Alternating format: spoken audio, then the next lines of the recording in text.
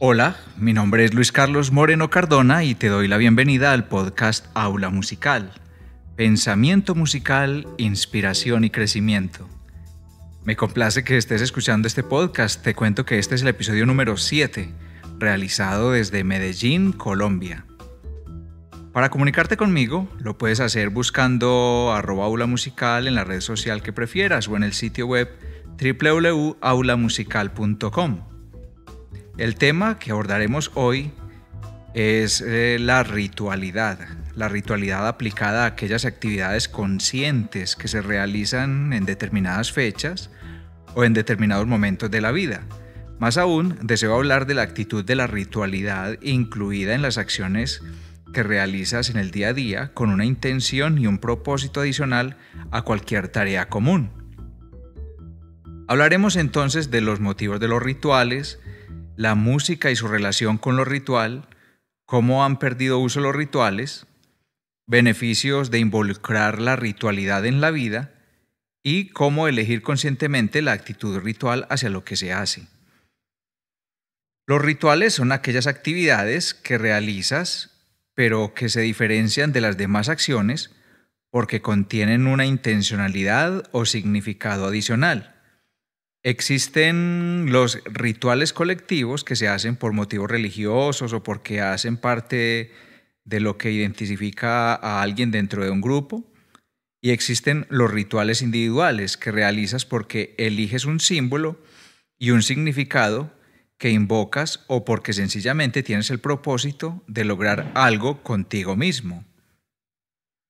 La ritualidad hacía parte de la cotidianidad de las personas en las sociedades antiguas, porque se sentía mucha necesidad de defenderse de los temores, de protegerse de lo incomprendido, de lo desconocido, ya fuera fenómenos naturales, el clima, las enfermedades, las plagas, los ciclos de fertilidad de la tierra. Se realizaban rituales para fortalecer los vínculos de relación social, para generar incluso sentido de pertenencia hacia la tribu y para diferenciarse de las demás tribus, construyéndose la propia simbología que también iba asociada a una serie de intenciones y significados. Los rituales pueden suceder entonces tanto dentro de un grupo de personas como de manera individual. Esto es posible porque un ritual es un acto de conexión con los demás o es también un acto de autorrecordación y conexión con uno mismo. Por lo general, han sido más abundantes y difundidos los rituales que se realizan en grandes masas por motivaciones religiosas, políticas o simplemente por tradición. Más recientemente, con el auge de las telecomunicaciones y los avances tecnológicos, ha sucedido que un símbolo local de un lugar específico del planeta empieza a ser usado en cualquier otro lugar del planeta en donde hay personas que se lo apropian y exploran o reconstruyen el significado original o incluso intentan configurarse el propio significado. Esto es lo que conocemos como la disolución de las fronteras desde el punto de vista informativo, que hace que a las tradiciones se les puede llevar de un lugar a otro, de un país a otro, en donde se mezclan unos con otros. Los motivos de los rituales antes eran por creencias de religión, para calmar los temores, por petición específica de algún favor a los dioses, por agradecimiento, eran por subsistencia, ya fueran rituales relacionados con la cacería, la fertilidad, la recolección, el ritual de canje, rituales relacionados con el paso de la adolescencia a la edad adulta. Menciono algunos de los rituales en versión moderna y con un alto contenido comercial en los que incluso el mercado ha logrado distraer a las personas del significado original de esos rituales. La Navidad, los Reyes Magos, el Año Nuevo del calendario gregoriano, que es el 1 de enero, el Año Nuevo chino, que es el primer día del primer mes lunar de cada año, a mediados de febrero. Está el Año Nuevo judío a finales de septiembre, el musulmán, el vietnamita, el tibetano, el japonés, el mongol. El Día de los Inocentes, el 28 de diciembre, el Día de Acción de Gracias, el Halloween, el 31 de octubre, el Viernes Negro, con el que se inaugura la temporada de compras navideñas, el Día de San Valentín, el 14 de febrero. Hay también unos rituales cristianos, muchos de los cuales fueron creados para recordar acciones realizadas por Jesús de Nazaret, y otros son adaptaciones de ritos primitivos que se fusionaron con la creación del catolicismo. Está la adoración a los santos, la adoración a la Reina del Cielo, el ritual de bautizos, de confirmación, el ritual de la hostia o Eucaristía, el ritual de la penitencia, el ritual de unción de enfermos, el ritual de matrimonio, pues distinto al hecho civil, rituales funerarios, novenas de difuntos, el ritual de la ceniza, el de la cruz, el de la cuaresma, la pascua. Vamos a mirar entonces a continuación la relación de la música con lo ritual después de todos estos ejemplos. Rousseau plantea que primero fue la entonación musical a diferentes alturas antes que el lenguaje. Basta observar los sonidos que emiten los animales, según su estado de ánimo. Para darle fuerza a este supuesto, podemos decir que nos podemos imaginar a los humanos primitivos sobre los árboles, indicándose en la distancia algunos tipos de señales como códigos rústicos de comunicación, para ponerse de acuerdo en las estrategias de cacería, la supervivencia o demás. Desde los posibles orígenes de la música, ella ha jugado siempre un papel fundamental en las prácticas rituales. Sin importar lo primitivas o lo contemporáneas, las sociedades usan la música de muchas maneras.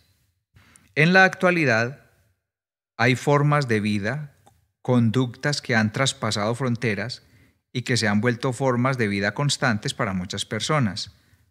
El yoga, el rastafari, el sufismo, el taoísmo, el reiki, las variaciones de tribus urbanas tales como los emo, los góticos, los hippies, los punks, los metaleros, los indies y otras decenas más. De las anteriores mencionadas y otras, las personas aprovechan algunas prácticas, no se involucran del todo en este tipo de culturas, pero adoptan algunas prácticas ocasionales para realizarlas de manera individual. Y esto se obtiene a partir de prácticas del yoga, de la meditación activa, meditación pasiva, que son prácticas orientales, los mantras, las artes marciales, el reiki, prácticas indígenas, magia ritual relacionada con esto del manejo de la energía, los chakras, la prosperidad, la sanación, los negocios. Después de todas estas ilustraciones, ejemplos, ¿qué es lo que hay en lo ritual que resulta ser tan llamativo y recomendado como una forma de sanar el estrés, la ansiedad y la depresión? Se trata precisamente de practicar o entrenarse a través de un ritual para ejercitarse en el acto benéfico de una pausa, dejar las actividades rudimentarias y hacerse una pausa de esa acelerada jornada del día, de hacer una pausa en el constante remolino de pensamientos y de dar descansos y oxigenarse de las tareas superficiales de la rutina del día. Te pongo, por ejemplo, lo siguiente. Cuando sales con alguien a bailar, están sucediendo varias cosas al mismo tiempo.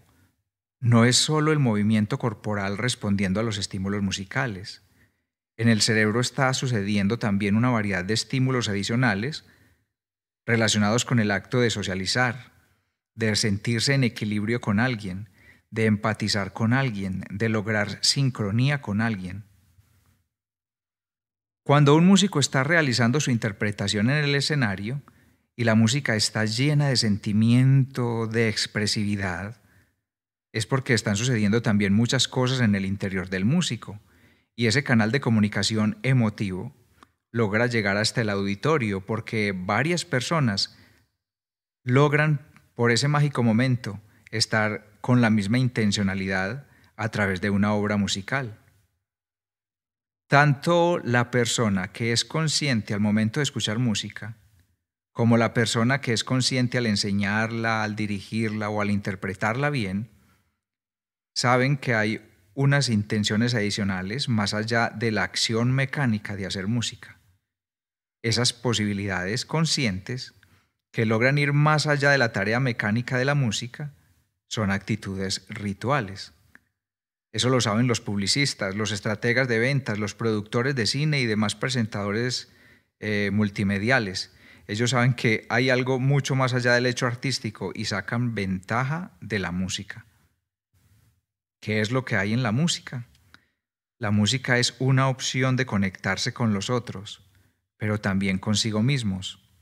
Esto es posible si se hace de manera meditativa, autoconsciente, de manera ritual. ¿Qué rituales practicas ahora? ¿Qué estrategias tienes para hacer un alto y descansar de las actividades diarias mecánicas? ¿Cómo te procuras una pausa del acto constante de estar produciendo y con preocupaciones? ¿De qué manera te recuerdas, te reflexionas o te oxigenas a ti mismo? Esta semana vi a 4 jovencitas, quizás entre 15 y 18 años, estaban repartiendo sándwiches, estaban envueltos de una forma muy informal como elaborados en casa. Era en un sector de la ciudad y en ese gesto, en sus miradas, vi un significado. El símbolo era entregar un producto comestible a los vendedores ambulantes de estas calles. Esa era la tarea mecánica. Las personas que recibían este obsequio respondían con una sonrisa y algo sorprendidas, pero la mejor mirada de satisfacción y sonrisas las vi en los rostros de quienes estaban ofrendando estos comestibles. Esa expresión en el rostro de ellas era el significado. Ese brillo en los ojos era su significado, era su pago, su retribución. Era su pausa. Ellas hicieron una pausa, rompieron su rutina y se inspiraron con el sentimiento de la entrega. Eso es un ritual. Los miedos ya se han reducido, ya no nos parecemos tanto a la vida social antigua que tenían fuertes vínculos sociales que surgían a partir de la necesidad de mitigar el miedo a lo desconocido, al peligro, a las enfermedades y para garantizarse la subsistencia en grupo. Ya hay casi una explicación para casi todo. El apego a las tradiciones locales ha sido disuelto y existe, por el contrario, una apertura global en el pensamiento. Al disminuir los temores, la necesidad de estar reunidos con otras personas, entonces las personas se han construido otras maneras de socializar. Han surgido maneras de desvincularse, de independizarse. Y esto se ve hasta en las nuevas formas de construcción de viviendas y con las nuevas expresiones de socializar que son más sutiles, más débiles, más difusas. El comercio ha sabido meterse en la mayoría de los ámbitos de la vida humana. James Lull habla acerca de un espacio sacro en el que se colocan los aparatos. Se construye o se aparta un lugar casi ceremonial para el aparato de televisión dentro de la casa. Mirar la pantalla hace parte de la agenda diaria y la distribución del espacio de la vivienda. La pantalla, sin importar el tamaño en que la tengas, incluso entre las manos, se convirtió en la forma de poseer, en un solo lugar, la oportunidad de estar informados, el acceso a lo laboral, cualquier tipo de entretenimiento, y el tiempo restante se usa para comunicarse con los otros. Son nuevas formas de relacionarse. Definitivamente.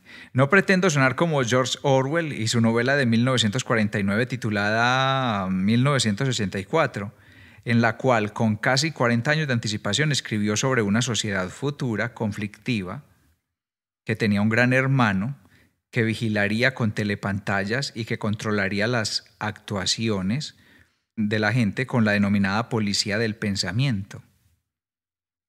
Pero las pantallas se han introducido en la agenda diaria modificando el comportamiento social, eso hay que reconocerlo. Las personas ya no necesitan ir al concierto, al estadio, al cine o al templo. Pueden reemplazar esas prácticas sociales porque las pantallas les llevan hasta la intimidad de su alcoba una versión de esa experiencia. El ocio o el bienestar se ha usado como gancho comercial y se ha vendido y comprado por encima de muchas otras cosas. Entonces ha perdido valoración el espacio que antes se brindaba para la relación con los otros o para la autorreflexión. Generalmente, Estar enfrente de una pantalla es muchas veces una forma de evitarse esa interrelación directa con otros, o una forma de posponer el hecho de mirarse de frente, de asumirse, de encontrarse unos con otros. Con el uso de las tecnologías se ha venido también de moda el uso del verbo procrastinar, que en resumen significa posponer, distraerse y perderse sin lograr llevar a cabo las tareas objetivas que cada quien se había propuesto. ¿Cuál es el sentido que le pones a lo cotidiano, a lo que haces? ¿Cómo dedicas tiempo a socializar y conectar con otras personas? El cuerpo y la mente son como un aparato del celular. Requieren que de vez en cuando le reinicies para refrescarle la temperatura, que de vez en cuando le hagas mantenimiento borrando caché para refrescar el consumo y optimizar su funcionamiento. Establecer rituales conscientes para socializar directamente, para autoobservarse, es una alternativa muy saludable, porque como aporta al fortalecimiento de la personalidad y del carácter, también al sentido de proyección y de empatía con los otros. La ritualidad en la vida es entonces la realización de acciones conscientes, con convicción, de acuerdo a los patrones de identidad de cada quien. La ritualidad es involucrarle alma, incluir un apasionamiento y un significado adicional a lo que se hace. La mejor manera de defendernos del mundo de las máquinas es evitando comportarnos como una de ellas. Las pausas conscientes que hagamos en el día para darle un respiro a los afanes es la parte que aún nos queda de humanidad. Cualquiera sea la ideología religiosa con la que sientas afinidad, de seguro contiene símbolos que hay que lograr llevar más allá para no quedarse en la tarea concreta, sino darle un sentido que enriquezca lo que se hace cada día y la manera como te conectas con lo que te rodea. Si no lo has aprendido en ninguna religión, entonces cierra los ojos por unos segundos, respira profundamente, contienes el aire y te preguntas, ¿cómo me siento en este momento? Y exhalas lentamente. Toma una nueva inhalación profunda, contienes el aire y te preguntas, ¿qué me hace falta para sentirme mejor de lo que estoy ahora? Y la respuesta que obtengas de seguro requerirá que te propongas ejecutar una actividad o una serie de actividades con ese propósito. Y si esa actividad tiene un propósito y la haces conscientemente, entonces te aporta paz. Entonces no sientes miedo. Entonces no se siente soledad. Entonces eso es un ritual. Espero haberte brindado información que genere inquietudes para que consultes más sobre el tema. A las personas que han interactuado conmigo y que han dejado sus comentarios y que lo pueden seguir haciendo a través de iTunes y calificarnos allí, eso es muy importante para el podcast. También puedes dejar tus comentarios en iVoox, Castbox, SoundCloud, Blogger o en la página aulamusical.com. Cada mensaje resulta ser muy importante. También estoy atento en mis redes sociales donde me encuentras como Aula Musical en Instagram, Telegram, Facebook, Twitter y YouTube. Mi nombre es Luis Carlos Moreno, estamos pendientes de seguirnos encontrando en el próximo episodio. Recuerda que también el contenido de este día está publicado en forma de texto en aulamusical.com/ritualidad o soledad.